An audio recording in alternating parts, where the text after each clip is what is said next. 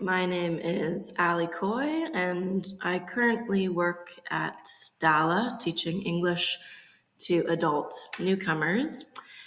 But originally, I was born and raised in Toronto, and I went to Dalhousie University in Halifax, Nova Scotia. I studied English literature and creative writing. Studying English, everyone asked me, "Oh, you're going to be a teacher." And I always said, no, not necessarily. I wanted to be a travel writer, and I didn't know or think about the fact that I could teach English to adults. When I thought of teacher, I thought of the standard English teacher like at my high school. I didn't know of all the other options that other teaching situations could provide. I worked at the student newspaper, the Dalhousie Gazette, and I dreamt of traveling after I graduated, which I did do. After university, I backpacked around Europe, and I got a job in Amsterdam, the Netherlands, in tourism, working at a hostel and as a tour guide. I have a British passport, so it allowed me at the time to work in different European countries. So Amsterdam was the first place where I lived and I didn't speak the language. Most people spoke English, but I did attempt to learn some common phrases, but in a group of Dutch people, I had the first feeling of not understanding what was being said, and the isolation and the confusion and the feelings of being lost in conversation. That's the first of that feeling that I felt at that time. After a year in Amsterdam, I did a ski season in the south of France, in the Alps. And I worked with all English-speaking people from New Zealand, people from Australia, from England. So I didn't really have that feeling. And I also didn't think about teaching English at that time. I was cleaning, I was a nanny, skiing and snowboarding in a tiny little village that looked just like this. And it was then when I moved to Spain, the following fall, that I finally thought, oh, you know what? I have heard of teaching English, and that's something I can do in Spain, because a lot of people don't speak English in Spain, not like in the Netherlands, and not like working with English-speaking people.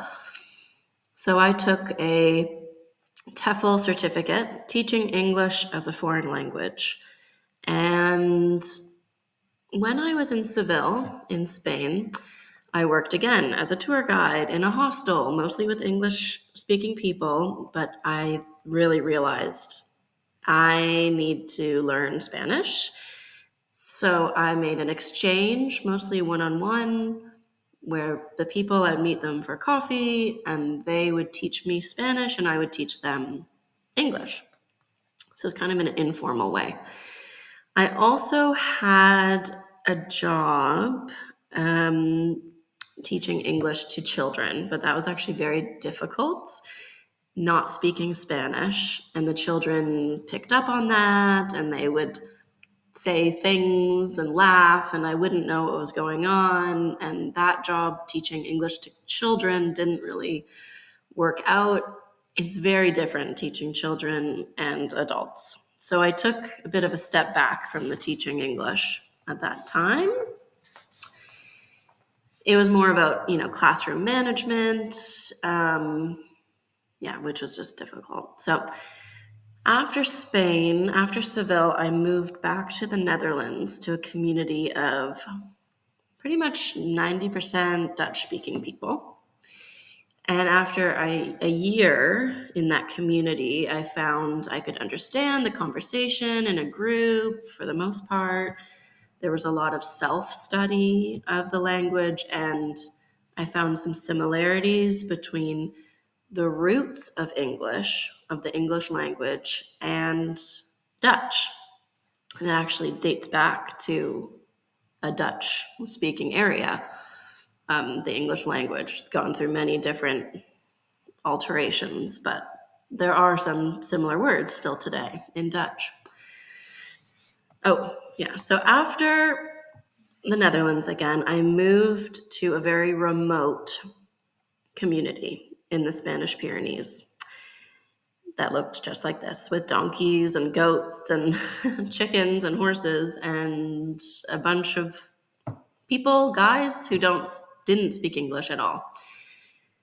So it was very lonely and difficult way of life, and also the communication.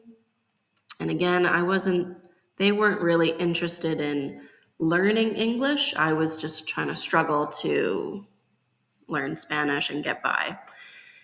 But after that, about 4 months there, I moved back to Toronto after almost 5 years in Europe, living in places where I didn't speak the language fluently. And I went back to Toronto for a year, and then I moved to Salt Spring Island in British Columbia. I started a soap company. I worked various odd jobs. I kind of forgot about teaching and learning other languages, and I focused on herbal medicine and attending music festivals around the province, selling my soaps and body care at the festivals. So when my partner and I and little child moved, so then there's Salt Spring, a beautiful little island with nowhere to live, really. So we moved to Digby County in June of 2021, and I saw an ad for a job as a substitute teacher in the local high schools. They were hiring people who have a BA in English or science, and I thought, oh wow, my English degree from Dalhousie is coming in handy. And I got the job, and I started subbing around Weymouth and Digby. But after about 6 months, nearing the end of the school year, I just started I wasn't super satisfied with that job, since it was more the classroom management than the actual teaching, because I would go into a science class and I wouldn't be teaching them science. I was an alternate B teacher, substitute teacher. So they expected me to take attendance and make sure no one hurt themselves, and maybe they worked on homework, maybe they didn't, but it was I was missing that creativity, that teaching, that connecting with people, because the high school students kind of had a bit of a block on my presence of someone they don't know. So a year later, about the end of that year, I saw an ad to teach English to adult newcomers through DALA, Digby Area Learning Association, and it really ignited something in me. It was a combination of my travels, my experience on the other side of living in a place where I didn't speak the language. It's the teaching and creativity I was craving, and a steady paycheck. So now I'm currently in this role, and I'm just feeling so elated to be working with adults, and sometimes with adults with their kids, and coming up with lessons and making it palatable and having games and fun and really practicing the language, learning the language, knowing what essentials they need to get a job and get a house. And I know what it's like to start over again, time and time again. So I'm just so happy that I've found this job that I love so much, and I get to do it every day. And I've moved many times. I've had many different jobs, lots of life experience, and it just seems like all of that is kind of combined into being a good teacher, friendly, patient, informative, and I'm learning things all the time and I get to teach it. So, yeah, that's a little bit about me.